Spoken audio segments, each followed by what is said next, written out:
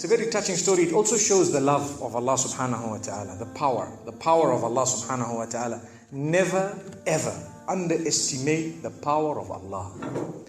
You know, there was a sheikh who mentioned this in Saudi Arabia, and there was a doctor that visited him from Pakistan and told him a story that happened to him. So he says, what happened to me? He says, the doctor who's speaking is a top neurologist, one of the top doctors in Pakistan, or, you know, a very, very good doctor, very hard to meet. It's said that perhaps you would have to wait months on end before you can get an appointment to see him. So what happened is, he says, I was flying from one city to another, a very busy man, flying quite often within the country and perhaps even outside. And he says, suddenly, the clouds built up. Huge clouds, and the lightning started striking, and it started pouring, and there was lots of turbulence, and one of the engines was struck, and it was damaged. So we had to land.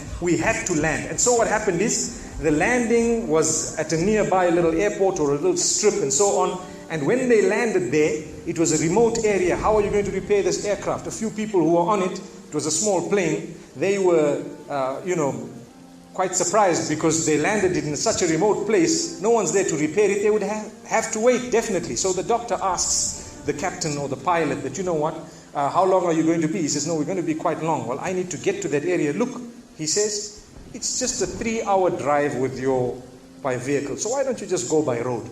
And you can go there and get there. He says, okay, good idea, because this is going to take long. So he decides to go on one of the try-shows, in Pakistan, one of the areas, wherever it was, and he jumped in. And as they started progressing, the clouds built again. And the lightning was striking, and the rain started pouring. And it was pouring so much that their vehicle could not move much more because of the mud and because of everything else. And so it was quite an open area with a bit of farmland. And after a while, they realized, look, we're not getting anywhere. There's a little house here. Why don't we just go there? We can read our salah. Perhaps we can, see, have a bit of a meal or whatever else. And they decided to knock the door. Strange people, strange land, far off, out in the rurals. And so he knocks the door, and he's got his little bag and everything, and he walks in. An old lady happened to answer the door after a while, and they spoke to her saying, look, this is what has happened, and we're going from so-and-so to so-and-so, and we just want a place, we want to read salah and so on. And she said, no problem, you can come in. She had a little musalla, a little sajjada, and she had a little baby on the side, or not a baby, but a child. And the child, every little while, she's actually checking on the child, and she's sitting on that musalla, making dua and reading her own salah. These people fulfilled their salah, did whatever they had to. And when they were about to leave, they spoke to the old lady, saying, thank you very much, Jazakallah, khairan, and so on. And, we're going, what's happening to this child, So the woman says, look, the child is an orphan.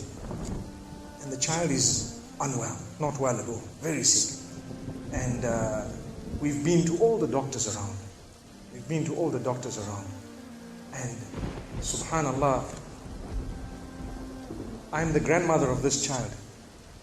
The doctors have told us that there is only one specialist around who can help this child.